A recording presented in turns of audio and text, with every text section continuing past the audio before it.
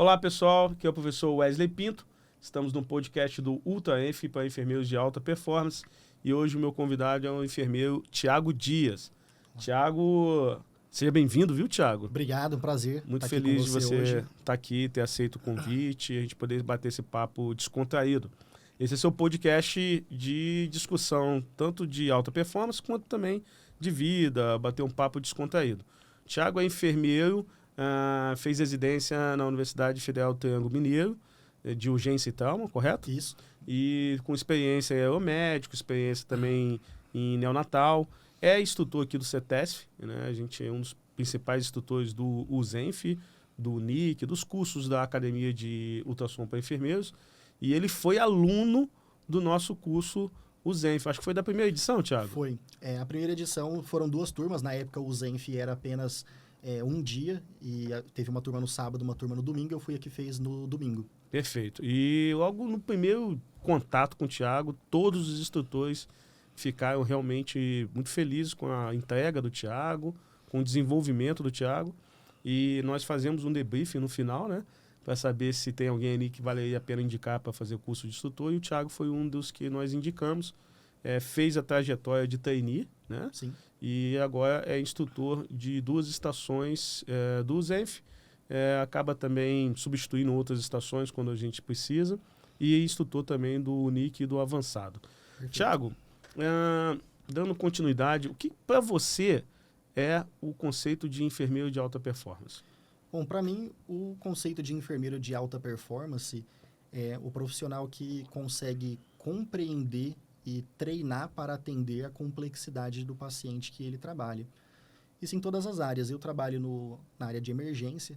O paciente da emergência ele tem a sua especificidade, é um contexto diferente, é um paciente que ele tem uma clínica diferente, as prioridades são diferentes do que outros cenários. E isso exige uma especificidade que é esse atendimento do paciente de emergência. Assim como outras áreas dentro do ambulatório, dentro da atenção primária, eu tenho características próprias desse contexto, própria desses pacientes. E o enfermeiro de alta performance é o enfermeiro que ele compreende essas necessidades do paciente que ele trabalha e ele é treinado, é formado para atender e responder a essas necessidades. O máximo que ele puder. puder. Independente da área que ele está. Ele está na atenção básica. Dá para ele ser um enfermeiro de alta performance na atenção básica. Perfeito. Eu penso assim também, Thiago. E essa trajetória, porque o Thiago é formado há não tanto tempo assim. Sim. E já fez residência, está fazendo mestrado, tem uma experiência boa, a gente até brinca no CETESF, qualquer assunto que a gente discute, o Thiago ou já publicou um artigo, já fez alguma coisa, né, Thiago? Essa trajetória sua para se tornar um enfermeiro de alta performance, para ser reconhecido pelos pais, tem sido fácil, Thiago? Não tem sido fácil, mas tem sido gratificante, né? À medida que a gente vai vendo o resultado das ações que nós vamos realizando, isso acaba motivando a gente a continuar. Cada um encontra a sua motivação para continuar e para vencer esses obstáculos. E qual é a sua motivação? A minha motivação sempre foi o doente, na ponta do cuidado. Tanto para a minha assistência como enfermeiro, quanto para o ensino. Porque o ensino, inevitavelmente, eu ensino para enfermeiros, eu ensino para médicos. E isso vai impactar no atendimento do paciente na ponta, né, do cuidado. Você vai estar ajudando o paciente de alguma forma. Sim, indiretamente. Eu acredito que seja um sentimento de altruísmo mesmo, né? O que eu tenho para conseguir contribuir para a sociedade dessa maneira. Sobre a sua pergunta de se isso tem sido fácil, eu digo que não, porque parte dessa busca, ela nasce de um sentimento de curiosidade, ela nasce de um sentimento de não concordar com as coisas que estão postas, com práticas que são questionáveis, que não seguem práticas baseadas em evidências. E militar nessa área onde você questiona um modelo, um paradigma que já está colocado, isso é muito árduo, né? Por vezes isso é muito doloroso, isso é combatido com muita força. Eu sei bem o que é isso. Vamos falar um pouco das suas estações nos cursos de ultrassom. Certo. Você trabalha na estação de acesso vascular, tanto venoso periférico quanto o uso de ultrassom para punção intraóssea. Perfeito. Avaliação de veias livres, né? Sim. E no avançado, o manejo de vias aéreas, o enfermeiro como parte do time de vias aéreas difíceis e podendo utilizar o ultrassom para para auxiliar ou para trabalhar em equipe com o médico aí que vai estar fazendo a via aérea definitiva, por exemplo, Sim. ou mesmo durante o uso da máscara laríngea. Perfeito. No acesso venoso periférico, isso já está bem posto, né? As pessoas, eu acho que já entenderam a necessidade do uso do ultrassom para fazer acesso venoso. O médico no acesso venoso profundo e o enfermeiro para o acesso venoso periférico. Parece que isso está bem legal. Agora, a punção intraóssea, parece uma loucura isso, né? Usar ultrassom durante ou antes e após a punção intraóssea, tem lógica isso? Sim. E tem lógica, e eu vou tentar explicar de uma forma muito prática, muito didática em relação a isso. Não é novo o ultrassom do sistema músculo-esquelético. Perfeito. Se faz ultrassom, por exemplo, de ombro, há muitos anos, é descrito as estruturas ósseas e estruturas musculares, tendíneas, nervosas, há muito tempo, né? Então, a anestesiologia utiliza o ultrassom dessa região para fazer bloqueio de plexo braquial, para fazer outros tipos de anestesia, reconhecimento de outras estruturas, e, inevitavelmente, precisa reconhecer estruturas adjacentes. Então, da mesma forma, quando o ultrassom ele é utilizado nessa região do ombro para a finalidade de uma avaliação articular, ele precisa reconhecer estruturas anatômicas, como, por exemplo, os tubérculos, como, né, as tuberosidades. Ele precisa reconhecer essas referências anatômicas. O que alguns estudos demonstraram e que nós importamos isso para a nossa prática e hoje para o ensino da ultrassonografia beira-leito por enfermeiros, é que o reconhecimento do ponto da inserção da agulha intraóssea, ele pode ser facilitado com o uso do ultrassom. Perfeito. Que antes era feito somente com o uso da palpação, né? Uma anatomia palpatória. Perfeito. Principalmente na punção umeral, né? Sim. E também pode ser utilizado o ultrassom para avaliar se está tendo um refluxo. Sim. Porque às vezes, hoje em dia, as cegas, a gente punciona, faz a punção intraóssea e depois nós não conseguimos saber, pode estar puxando sangue e tal, mas se realmente essa punção está efetiva. Uma das formas é o uso de ultrassom para ver se está tendo refluxo de líquido, e tendo refluxo essa punção não está legal, né? O uso do ultrassom, ele não que isso que seja oposto, isso seja ruim, mas ele às vezes segue uma ideia que vai na contramão de outros métodos diagnósticos, que é desenvolver uma técnica para algo.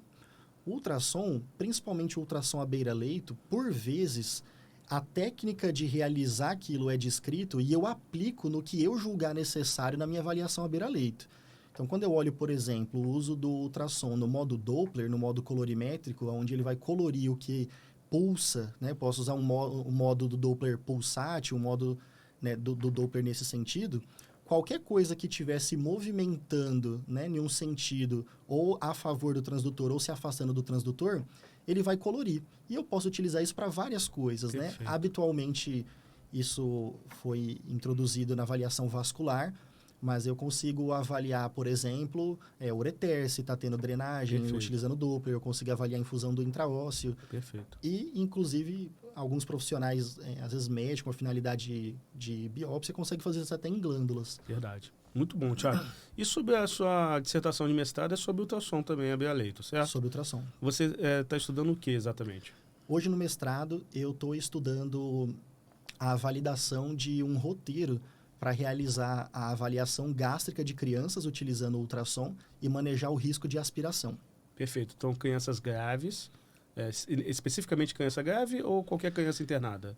Um dos itens do roteiro é a indicação do exame. Tá. Né? E aí, na indicação do exame, alguns dos critérios vão estar presentes principalmente em crianças graves. Tá. Isso vai ser muito bom, então, né? E para você indicar, por exemplo, a transferência de uma criança. Sim, ou contraindicar. Ou contraindicar, manipulação durante um cuidado de enfermagem. Muito bom, Thiago. Então, Thiago, você também faz a parte junto com o Suede, né? Sim. Dependendo da edição, ou é você ou é o Suede. Já tivemos algumas edições que foram os dois. Vocês fazem a parte de avaliação vascular, né? Avaliação de veias livres.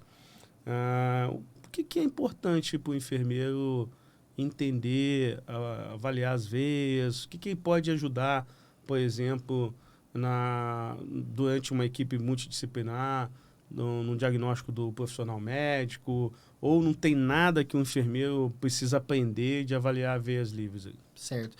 Bom, sobre a avaliação do sistema vascular, inclusive complementando o que eu estava dizendo sobre, primeiro descreve-se uma técnica, depois você aplica isso onde você conseguir aplicar. Né? Por exemplo, já é muito bem definido a questão da avaliação de fluxo arterial. Uhum. Né? Eu posso utilizar a avaliação do fluxo arterial para ver se eu tenho um pulso distal, uma fratura no acidente, por exemplo. Perfeito. Tá? Então, assim, a palpação do pulso, ela é muito limitada, mesmo para um profissional treinado, em um ambiente estressivo, não estressor, se eu tenho, às vezes, algumas condições que podem dificultar a avaliação do pulso, e eu consigo pegar, por exemplo, um paciente com a fratura de fêmur e ver se ele tem um pulso poplíteo utilizando ultrassom, ver se ele tem um pulso pedioso, no caso de uma fratura, às vezes, mais distal, e isso determinar prioridades na minha conduta. Se esse paciente precisa realinhar o membro, se esse paciente não precisa realinhar esse membro, se tem alguma evidência de comprometimento no caso de uma fratura. Inclusive, tem artigos australianos que discutem o uso do ultrassom à beira-leito, né, o point of care, pelo enfermeiro na triagem do departamento de emergência, avaliando essas fraturas para ver se tem alteração vascular. Bem interessante, eu já li esses artigos. Sim, da parte, por exemplo, ainda dentro da parte do compartimento arterial, eu consigo avaliar em relação para realizar punções arteriais, né? Avaliar a qualidade de pulso para contraindicar ou corroborar a indicação de um sítio de punção arterial. Invasiva. Sim. Coleta de exames, né? Estabelecimento de linha arterial para monitoramento. Hemocultura. Sim, assim, as aplicações, elas são amplas.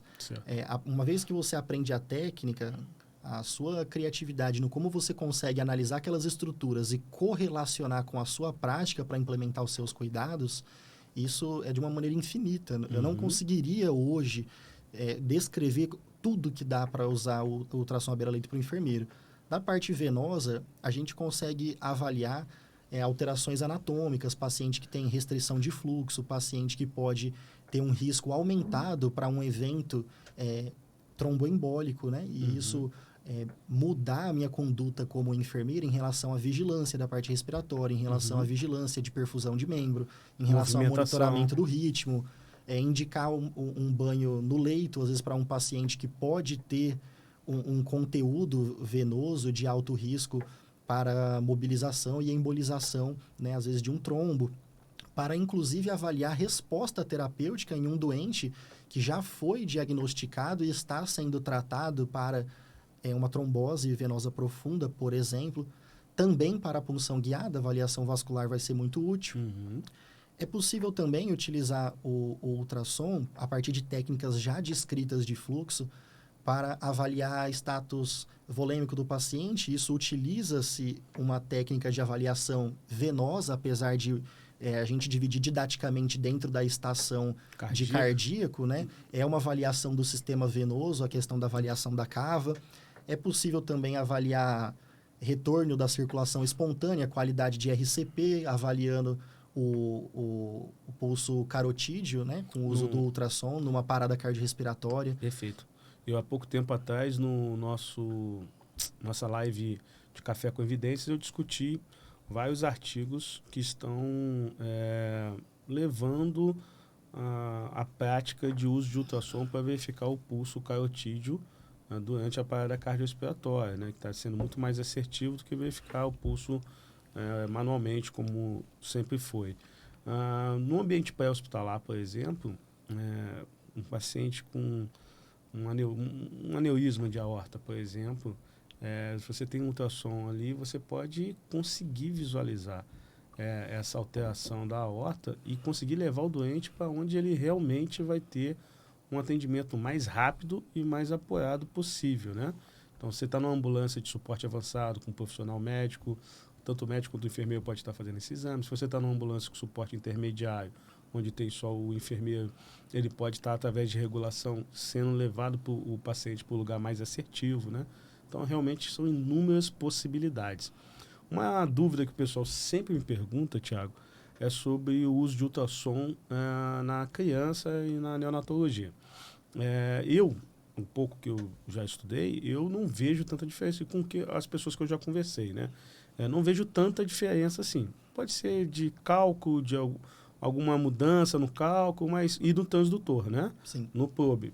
Mas, por exemplo, na minha estação que é de trauma e APH, seria as mesmas orientações do adulto na criança. Você pensa desse jeito também? Sim, eu penso exatamente dessa forma. A gente precisa considerar, como todo atendimento em pediatria, não é somente ultrassom em pediatria. O atendimento em pediatria ele tem as suas especificidades pela própria tamanho de órgão, a proporção dos órgãos em relação ao tamanho da cavidade abdominal, no caso de fazer um FAST. Mas em relação à técnica do uso do ultrassom, ela é essencialmente a mesma. Né? A gente só precisa retomar alguns conceitos anatômicos e fisiológicos da criança, como, por exemplo, que às vezes as estruturas vão ser mais superficiais e, por exemplo, eu tenho um transdutor convexo que é de baixa frequência, ele tem uma profundidade maior para fazer uma avaliação abdominal. Eu poderia utilizar um microconvexo, que é uma variação para avaliar a pediatria, mas, eventualmente, ele não está tão disponível quanto, às vezes, um transdutor linear, que nós utilizamos no adulto para ver estruturas superficiais, estamos falando aí de 3 centímetros, 3,5 centímetros de alcance, né? Alguns um pouco mais, mas a maioria deles já perde um pouco de resolução à medida que vai ficando mais profundo. Mas em uma criança, por exemplo, para avaliação do antro gástrico, ele não está muito mais profundo do que 3 centímetros no abdômen. Perfeito. Então, eu consigo, em crianças pequenas, realizar, por exemplo, uma avaliação do antro gástrico utilizando um transdutor linear, né? Já que no adulto, via de regra, a gente usa o transdutor convexo. A criança, ela tende a se beneficiar mais ainda do uso do ultrassom do que o adulto, que já tem muitos benefícios. Principalmente porque o uso de outros métodos diagnósticos de imagem na criança são especialmente difíceis. Né? Então, um adulto, eu consigo com um pouco mais de facilidade que ele fique imóvel por alguns segundos para realizar uma tomografia, para realizar uma ressonância. E na criança, isso já é uma dificuldade muito grande. E quando a gente fala de sedar a criança para realizar esse exame, a gente agrega uma série de riscos, sobretudo na criança gravemente enferma. Perfeito. Muito boa a colocação, Thiago. Lembrando que nós abordamos também sobre a avaliação do POCSO na criança, nos nossos cursos, nas postagens da Academia de Ultrassom para Enfermeiros. Durante a pandemia, você teve a possibilidade de usar ultrassom? Foi ali? Quando foi o momento que você despertou para o estudo de ultrassom, Thiago? Certo. Quando eu comecei o uso de ultrassom, foi de uma maneira muito incipiente, a partir de curiosidade. Né? Eu lidava diariamente com pacientes que chegavam ao hospital de referência que eu estava fazendo residência por uma demanda, às vezes, muito simples de ser resolvida, mas que, por uma limitação da resolutividade, às vezes da tensão primária, da tensão secundária, ele chegava na tensão terciária. Né? Uma das coisas mais comuns era para reposicionamento de sonda. Então, o paciente que, eventualmente, ele tem uma variação anatômica, uma massa cervical, né, tem um pouco mais de dificuldade na passagem dessa sonda, ele internava para realizar a passagem dessa sonda sob visualização direta por endoscopia. Certo.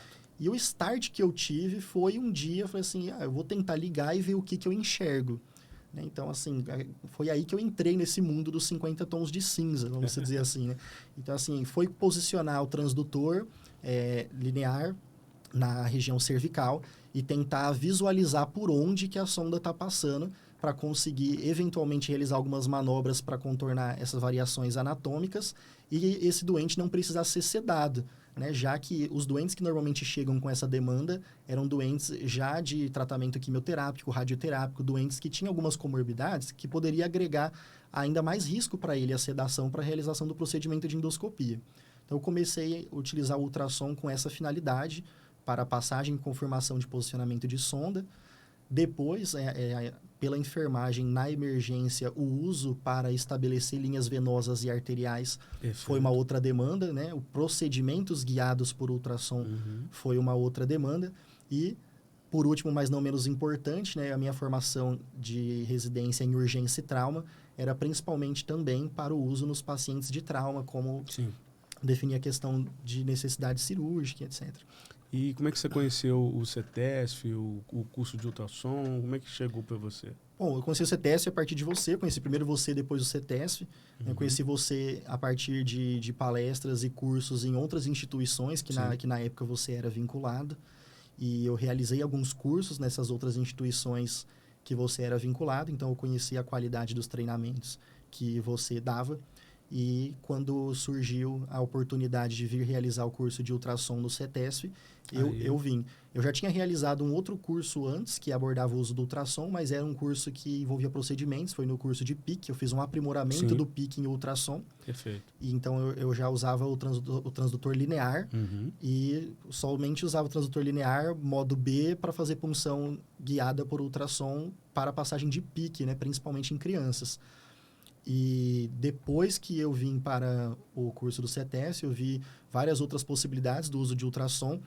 E aí me abriu na cabeça essa questão de você aprendendo a usar a ferramenta e reconhecendo algumas estruturas, a sonoanatomia, o uso você vai conseguir... Eu gostei muito desse conceito. Né, de colocar à medida que você tem essa necessidade na prática. E à medida que você conhece também sem ultrassom, né?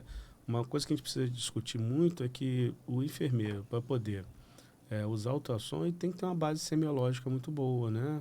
Tem que ter as bases, anatomia, fisiologia, patologia, as bases acadêmicas, que muitas vezes o acadêmico não dá tanto valor assim, vão fazer falta quando você quer trabalhar práticas avançadas de enfermagem. Falando em prática avançada, você concorda hoje que o enfermeiro deve fazer parte de um time de via aérea, né? E não deixar isso somente nas costas do médico, coitado, durante uma via aérea difícil, às vezes fica sozinho, some todo mundo, o técnico de enfermagem está ali fazendo medicamento, mas não tem muito que possa ajudar, às vezes, no manejo. O enfermeiro pode fazer uma avaliação preditiva para já indicar uma via aérea difícil ou não, ou para sugerir, né? Essa via aérea aqui vai ser um pouco mais difícil, eu fiz ultrassom aqui de assoalho de língua, tem várias técnicas que a gente pode utilizar. Tanto na máscara laríngea, para avaliar cuff, o paciente que já está entubado, para ele avaliar também cuff e se o posicionamento do tubo está legal, e durante também a via aérea difícil. Você concorda com isso? Sim, acredito que tem espaço sim para o uso do POX, ainda é pouco utilizado o uso do POX, e ele tem várias aplicações dentro de um contexto que é o contexto da via aérea. Dos usos que talvez foi o precursor do uso do POX para a via aérea foi exclusivamente para avaliar se o tubo está bem posicionado ou não. Certo. Então, isso é muito tranquilo de realizar, né? Fazer uma avaliação no plano transversal, com o transdutor linear. Eu consigo visualizar esôfago e traqueia, eu consigo ver se o tubo está passando ali ou não. Embora não seja necessariamente aqui na avaliação da via aérea, essa confirmação ela pode se dar por evidências, inclusive na ultrassonografia pulmonar também. Isso. Sobre a questão disso para a enfermagem, assim, pô, não é o enfermeiro que vai entubar o paciente, então não deveria o médico aprender a usar o ultrassom para confirmar o posicionamento do tubo? Também. E não o enfermeiro? Também deveria. Mas pensando também em gestão de riscos, a enfermagem é líder nisso, em gestão de riscos. Um paciente interna hoje numa UTI, a gente tem que avaliar o risco que ele tem para queda, o risco que ele tem para lesão por pressão, o risco que ele tem para várias coisas, gerenciar esse risco, monitorar, né, isso ao longo da internação. E uma das propostas do uso do ultrassom é para que, a partir da aferição de algumas referências anatômicas, né, do tamanho de algumas referências anatômicas, prever a dificuldade da via aérea desse paciente, em conjunto com outros métodos já consolidados também de avaliação de preditores de dificuldade. E você ter isso do paciente que você está recebendo, às vezes antes de ele precisar de uma via aérea avançada. Perfeito. É o pior momento para quem está com um paciente que já está conhecendo esse paciente há 4 dias de internação na UTI. O pior momento para você descobrir que ele é difícil de entubar é quando precisa entubar. Exatamente. Tá? Então, a gente entende é o raio que acontece sempre, né? É o que acontece sempre. Só acontece assim. Né? Então, se eu pego, por exemplo, um cenário de emergência, que é uma situação um pouco mais adversa, você não conhece esse paciente com antecedência. Eventualmente vai ser mais rápido você tentar entubar do que você tentar ver se é difícil de entubar. Você vai ver a dificuldade na hora do procedimento. Perfeito. Agora, nada justifica você descobrir isso na hora da emergência para um paciente que você já está com ele há algum tempo. Perfeito. Então, é possível que a equipe de enfermagem, e sendo aí representada pela figura do enfermeiro, que ela conheça esse paciente também a respeito da via aérea. Tá? E que fique, por exemplo, definido... numa população pediátrica, para esse paciente, ele tem alguma consideração especial em relação ao manejo da via aérea? Qual que seria um dispositivo que eu utilizaria? Que tamanho de tubo que seria indicado? Que tamanho de máscara laríngea seria indicado? E que isso fique muito claro. Se esse paciente piora durante a internação, eu não preciso pensar nisso na hora da emergência, tá? Perfeito. E durante mesmo a intubação, que é um procedimento médico no Brasil, pode ter uma equipe ali auxiliando essa via aérea definitiva, né? Enquanto o médico está intubando, pode ter o enfermeiro ou o fisioterapeuta fazendo o ultrassom à beira-leito e o médico, junto com o enfermeiro ou o fisioterapeuta, ou os três, já saber que está passando na traqueia o tubo, né? Sim. Então não precisa confirmar com estetoscópio, às vezes com capnografia. É uma coisa que pode ser feita de uma forma mais sistematizada, né? E dentro do contexto que eu trabalho da emergência, essa questão da confirmação do posicionamento do tubo com o ultrassom, ele se sobressai a algumas técnicas que são descritas que são excelentes, mas que em determinados contextos apresentam muitas limitações. Então, por exemplo, a visualização direta do tubo passando nas cordas vocais, né? Ela é um método bom de confirmação. Se você viu mesmo que ideal, passou, né? passou. Né? Acontece quando você pergunta, passou? Ah, acho que passou. Não, se você acha, aí você não sabe. Já era. Mas se você viu que passou, passou. Você não tem dúvida em relação a isso, né? 100%. Mas nem sempre você vai ver. Contexto de emergência, paciente com sangue em via aérea, posicionamento às vezes inadequado, ambiente pré-hospitalar. Horrível. A ausculta. Pode ser bom? Pode ser bom. Se esse paciente já tem uma patologia pulmonar, às vezes o tubo está bem posicionado, mas a ausculta é ruim por conta da patologia pulmonar. Né? Eu peguei um caso, enquanto eu estava de plantão no SAMU, de um paciente que ele tinha sido submetido a uma pneumectomia de um lado. Né? Então, assim, intubou, se a ausculta, tá seletivo, né? Aí traciona, tá seletivo, tá seletivo. Aí vai caçar, o paciente tem uma cicatriz, né? Gigante no tórax, ele tirou um pulmão. Então, aí você nunca vai ter ausculta bilateral, você não vai ter parâmetro para saber se está bem intubado, se você depende exclusivamente da ausculta. Entre outros métodos que pode apresentar... Capnografia, né? Nem sempre vai estar disponível nem sempre no vai Brasil, estar disponível. Né? Então, nesse contexto, por exemplo, a ausculta também pode ser muito limitada por conta do contexto do ambiente. O pré-hospitalar, às vezes, é um ambiente barulhento, né? Um ambiente tumultuado, que às vezes tem populares, às vezes tem outras viaturas que pode estar presente, que pode ter sirene ligada, enfim. E essa ausculta pode apresentar uma baixa sensibilidade. Em crianças, por exemplo, que eu tenho uma reverberação do som no tórax muito intensa, eventualmente está entubado seletivo, por exemplo, à direita. Mas quando eu coloco o esteto do lado esquerdo, eu escuto o movimento do pulmão direito, né? Porque o tórax é pequeno e ele se propaga muito por conta da quantidade de líquido da criança é maior, né? Então isso se propaga com mais facilidade. Então isso pode ser uma variável confundidora. Eventualmente você escuta o movimento de um tórax do lado contralateral. Então, nesse contexto, o ultrassom soluciona essas questões. Responde perguntas. Tem suas limitações? Tem suas limitações. É um dispositivo que é operador dependente, a sua sensibilidade e especificidade vai estar muito ligada à sua prática, ao seu treino, mas assim como todas as outras, né? Ao escutar também vai ser mais difícil para quem treina menos, né? Intubar vai ser mais difícil para quem treina menos. O ultrassom também é assim. Muito bom, Thiago. Queria te agradecer, eu acho que o bate-papo foi maravilhoso. Nós gostamos muito aqui, eu gostei muito e acho que o pessoal que está assistindo também aprendeu um pouco mais da aplicabilidade do ultrassom point of care e teve a oportunidade de conhecer aqui um enfermeiro de alta performance que eu admiro muito, viu? Obrigado. Aproveito o vídeo para dizer pessoalmente para você o quanto eu te admiro. Se você está conosco no CETES é porque realmente eu te admirei desde o primeiro momento que eu te conheci. Isso, eu sou um cara difícil, quem me conhece sabe. Gente boa. Mas eu dou valor muito em quem estuda. Eu tenho uma frase aí que quem estuda, no final a conta fecha. E eu quero que você leve isso também para sua vida, viu?